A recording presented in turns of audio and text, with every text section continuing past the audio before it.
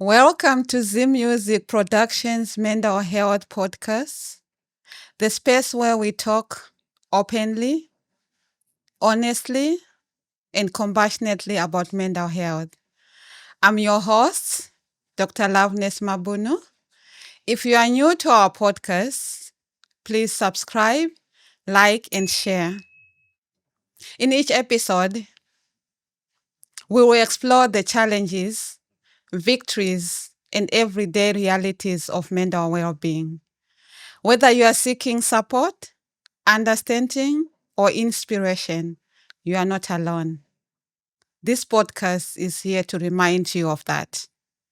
From expert insights to real stories, we are breaking the silence and building a community where every voice matters. So take a deep breath, settle in, and let's start the conversation with the most wonderful guest, Miss Odley Collie. Miss Odley, welcome. Thank you, Doc. Thanks for having me with this short notice. And a big shout out to Mark Henry at the Jamaican Association and also Sharon Nielsen for making this possible. How are you doing today? I'm doing quite well. It's a beautiful day. It's been a while, but today is a very blessed day. Thank you. Miss Odley Collie is originally from Jamaica, a motivational speaker, a fitness instructor, a certified Toastmaster. He won the 2004 Table Topic and Humor Championship competition, where he represented the Sun Life Group. He is also the subject of the book, Oddly Enough, You Can Soar Above Mental Illness by Leslie White Redford. He is a Bell Canada representative for Bell Let's Talk program for the last 4 years and the winner of the Community Leadership Award in 2019 from Montreal Cares. Miss Audley graduated from Concordia University with a BA Fine Arts specializing in dance. He is the ambassador of the Art Contra Film Festival. In 2025, he was presented with the Sangofa Lifetime Achievement Award for the Nunavut Black History in Equality. And we are talking today in the studio with him about managing stress. The Canadian Mental Health Association highlights that 1 in 5 Canadians will experience mental illness in their lifetime. 1/3 of them don't get the mental health services and care they need. Do you feel like your body is refusing to cooperate, even though you are doing everything right? You are not alone. Many of us are struggling with the symptoms of stress. Stress is your body's response to any demand or challenge. It can be physical, emotional, or psychological. There are two types of stress: acute stress, which is short term, immediate stress, which can go away, or chronic stress, which is long term, ongoing stress that can harm health if unmanaged. Mr. Audley, Yes, you mentioned that you were diagnosed with manic depression disorder at the age of 27 years. correct. Can you please tell us your experience about it?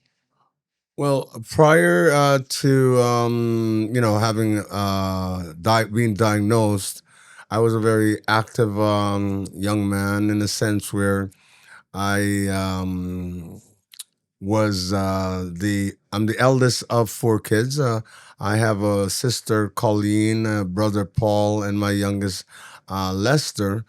And so you don't just wake up one day and you're manic or you have a mental health issues. It's hereditary. It's there's a lot of traumas that take place and it was never confronted. And especially as a black man and as a Jamaican, you're not allowed to show weakness or pain because My father apparently also suffered from bipolar illness, but it was never diagnosed. It was kind of hidden, and so when he couldn't handle the pressure, he just got up. He filed bankruptcy, and he left the family when I was about 15, 16. So yeah, and I grew up really early. So by 16 years old, I became the man of the house, and I was responsible. So it was my mom and my brothers. My mom, who it was my rock because she, took the family, and after my dad filed bankruptcy and left us in Toronto with so for her to take care of four kids and a job working like two shifts and so I always kind of live a lot through her, but her strength really is why I'm sitting here today because uh, I became very responsible very early. And so right away, I inherited these stressors that I didn't know what was going on. And, so I played sports, I danced, and then to a point where I said I danced professionally. And so to make a long story short, so when I came to Montreal, I was dancing professionally, and I had a son. And so when I lost custody of my child and stuff like that, and um, I, yeah, I hit right like the emotions. You can only keep smiling and being happy and all that, but in behind the face of a clown, I was dealing with a lot of stuff. But I never had a role model because the person that I was my rock also was my dad. Because my dad and I were very close. Mm-hmm. And then once he kind of walked away and I didn't have anybody to reach out to, so I had to develop my own way of survival and not letting down my mom. And actually, even when I had a breakdown, I felt bad because I let my mother down. Okay, 'cause how is she going to take care of herself and the rest of my family? So, and I was as 27 years old. So that's kind of in details in a quick flick. I mean, the best thing, as I said, I have a book that's out, and it really gets kind of a little bit of the meat on my journey. But 27 years old, I was on top of the world in a sense. I had a dance studio.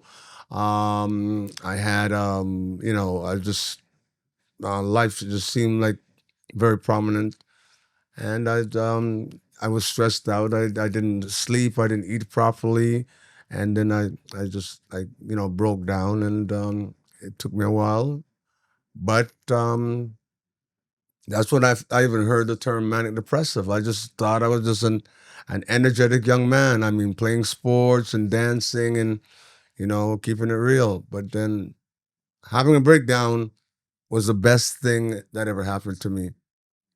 Because when I go out and I do public speaking, that's what I do. I started out with like the reason I'm here is because I had a breakdown. Yes, that's right. That's so true. so I mean, um, it's funny. I have a friend at work. She's from Kenya, and hey Rhoda, she's always on the move. And the other day she was playing squash, and she slipped and she broke her ankle. And I went and I was helping her up, and she looked at me. She goes, "Oddly, my ancestors want to talk to me." So even in the pain, she broke her ankle. It was a time for her to stop. Mm-hmm. And when I was 27 years old, I guess the only thing that would stop me was having a breakdown. That's right. And so the fact that I had a breakdown and I was able to learn from it, and here I am in 2025, and I am now here to let everybody at large, black, white, know that you're not alone. Because mental health affects all of us. That's right. That's Yeah. true. Yes. So, as you said, mental health can be hereditary or it can be a result of life experiences that will put you to get those illnesses or disorders. And when you were diagnosed with the mental health, did you reach out for help? How did you come to know the problem? Is it someone who actually helped you Uh, to get help, or did you seek for help? well, when all of this took place, okay, my family is very religious, so basically when I was going through this, they thought it was God was talking to me, and they wanted me to stop, because apparently my mom was always telling me that I'm a chosen one, and I'm here for a purpose. And so the lifestyle that I was living, yes, was a little bit precarious, partying and dancing and just doing things, and that was not considered righteous. So actually, when I had the breakdown, I became, I say, more spiritually, um, connected. But as I said, so my family, especially my mom, didn't even want me to take the medication, because when I went to the hospital and they were saying that, oh, you're manic depressive, or and so on and so forth, my mom said, no, no, no, this is no. It was he's God was trying to get you to do His work. And then there was a lot of thing about even what happened to me was not really, it was black magic, it was voodoo. There was and I didn't understand that because I grew up in Canada. I was born in Jamaica, Mandeville, Manchester, but I grew up in Toronto. Mm-hmm. And so I didn't really know about voodoo and black magic and all that. But in the psychosis, all of this stuff became more real.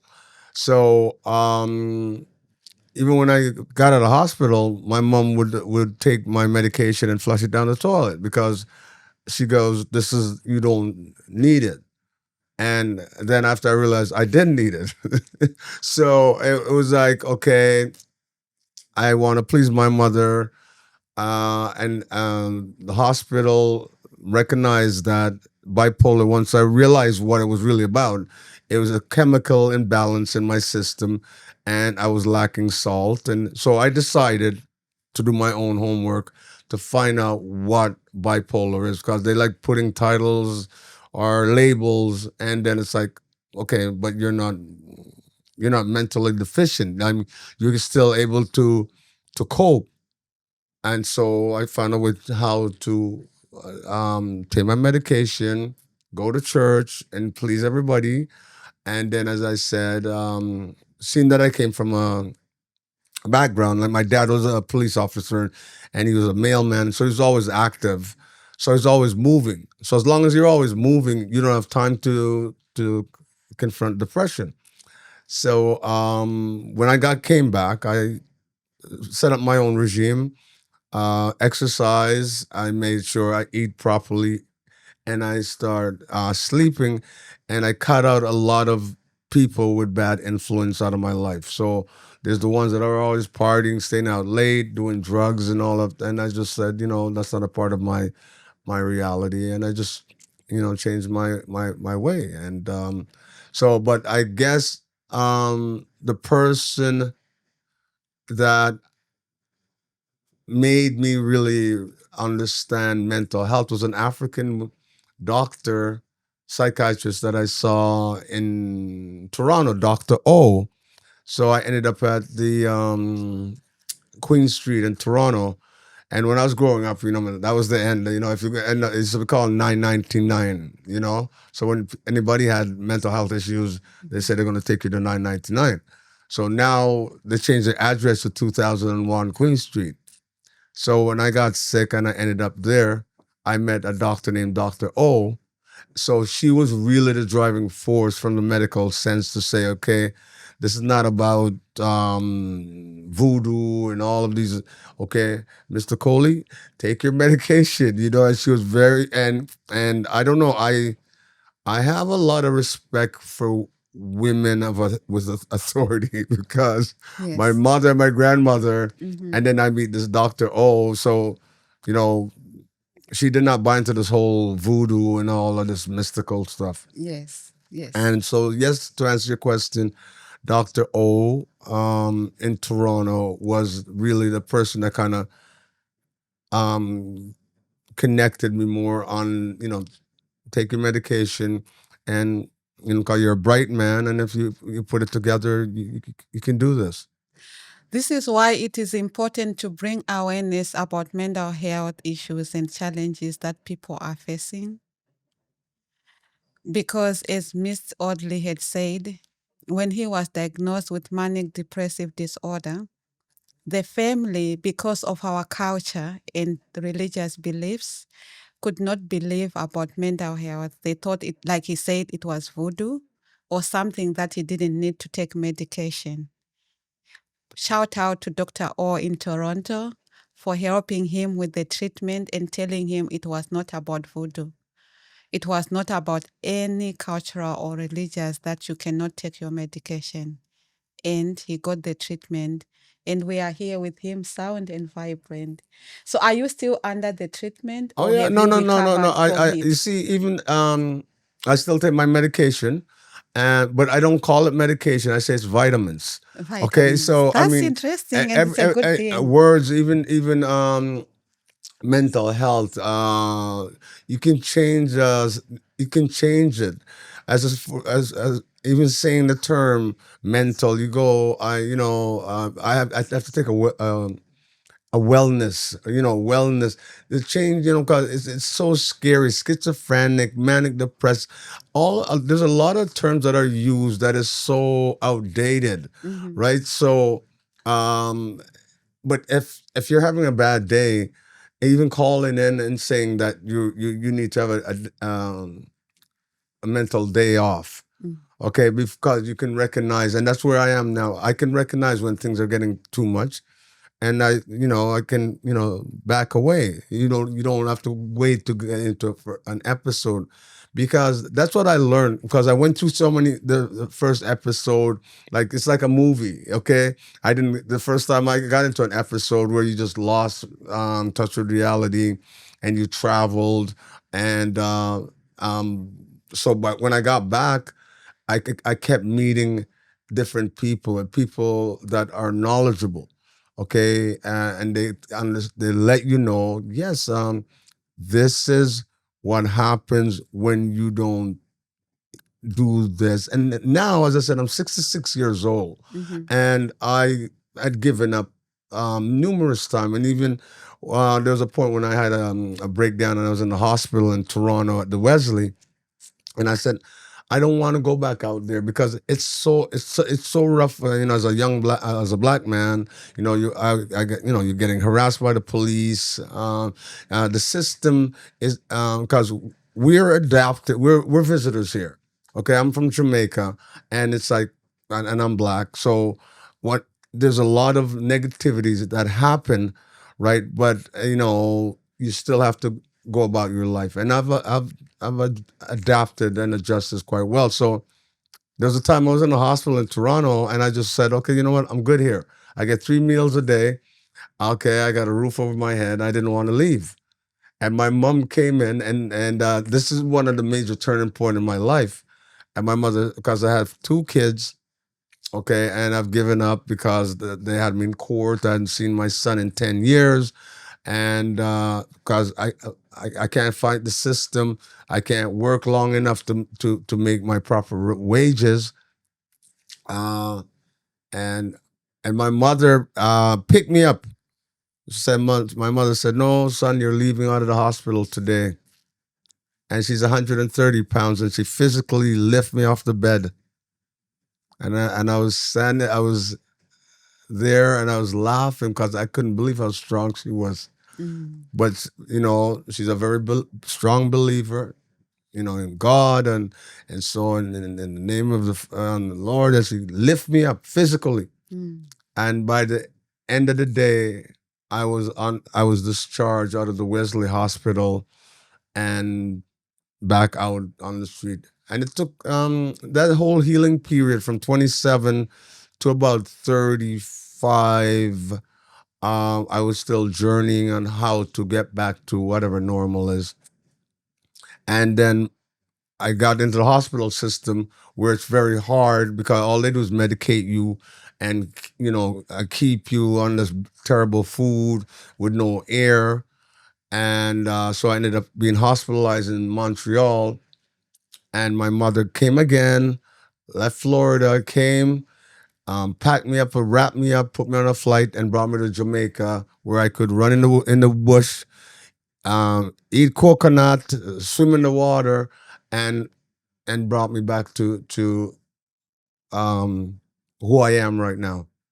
So it's like yes, she didn't believe in the system per se, but at the same time, her motherly instinct does Yes. not accept that he should be locked up and over medicated. Because once I got to Jamaica and I was able to run and get tired and eat the food that I was used to eating, that brought me back.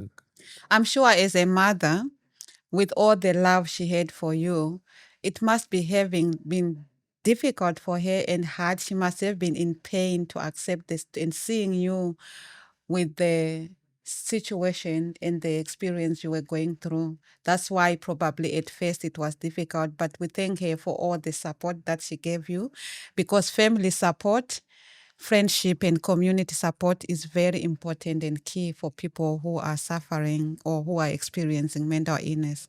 To our viewers out there, when you see someone suffering from mental illness, do not scold them, do not ridicule them, do not laugh at them. Just remember, they need our help, they need our support to cope up with the illness. What are your go-to stress relievers? When you feel stressed, what do you do to relieve stress?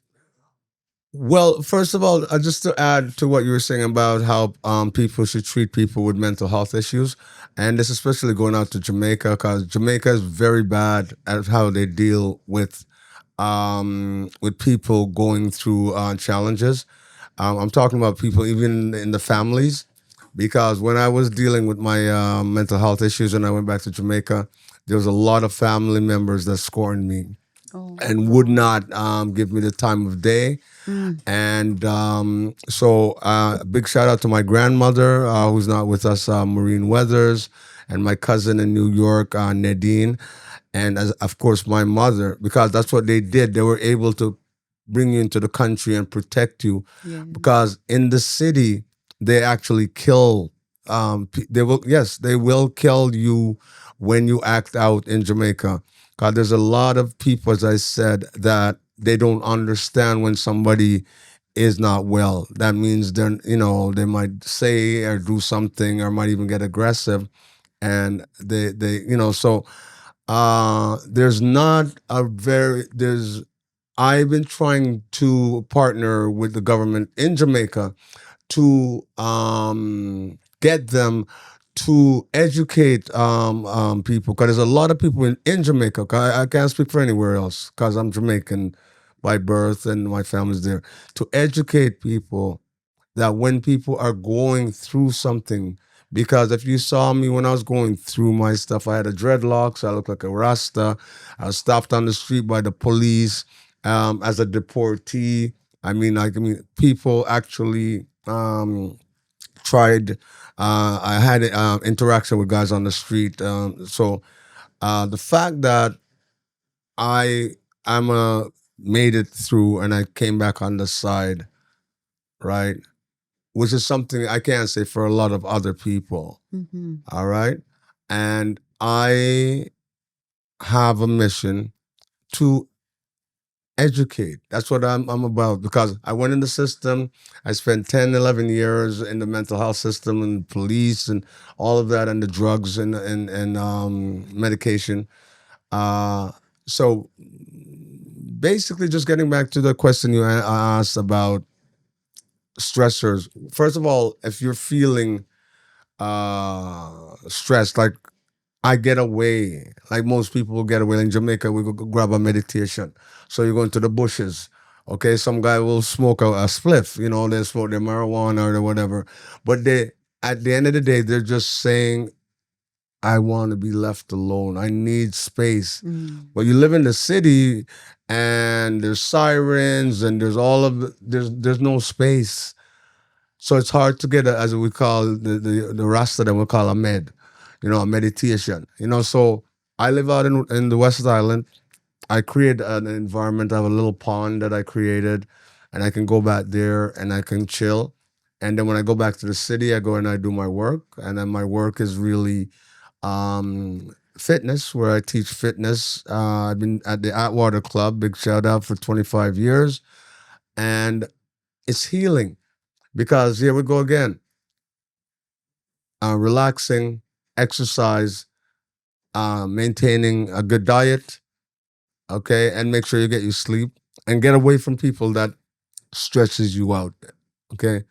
Because a lot of the stresses come from other people as opposed to yourself. 'Cause you don't feel good, you don't feel like talking today. You shouldn't have to be explaining that you don't feel like talking. Just move.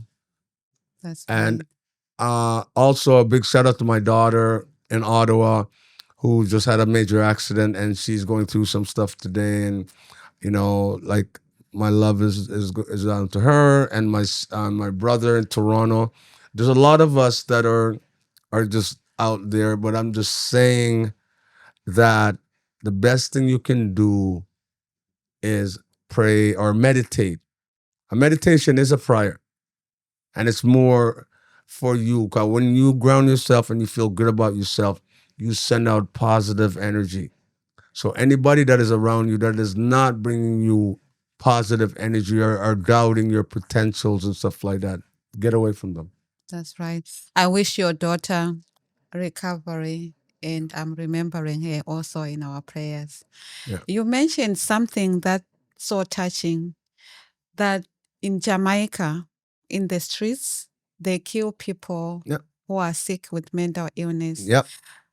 I'm trying to understand. Mm. Do they kill them because they know they are mentally ill, because they don't want them in the community, or because they are not aware that these people are sick? I don't, but I don't think it's like they're, as I said, going to kill you because you're mentally not well.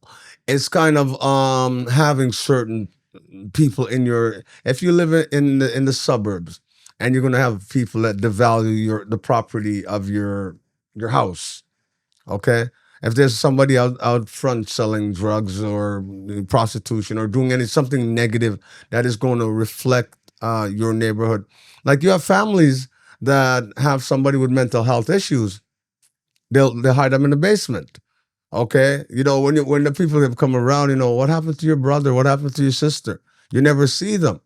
And I grew up with that in Jamaica as a child. Is that when somebody had an issue because the parents didn't know how to deal with it.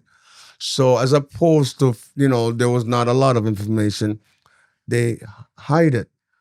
Okay, right? And that is comes a lot from our British upbringing because in England, where there's mental health galore, where they created something called the asylum, right? If you go to the asylum, you'd be surprised to see all of these named people, the royals, and all that, because Prince Harry just came out about their mental health challenges. So they have mental health in the royal family. They have mental health in the president. So it's just a matter of like, when I go and I said, okay, Frank Sinatra had mental health. I go, yeah. Okay, Elvis had mental health. It's like a scroll but they were able, because of who they are, to music, and they are, if they want to go to an asylum, they can go to a private clinic.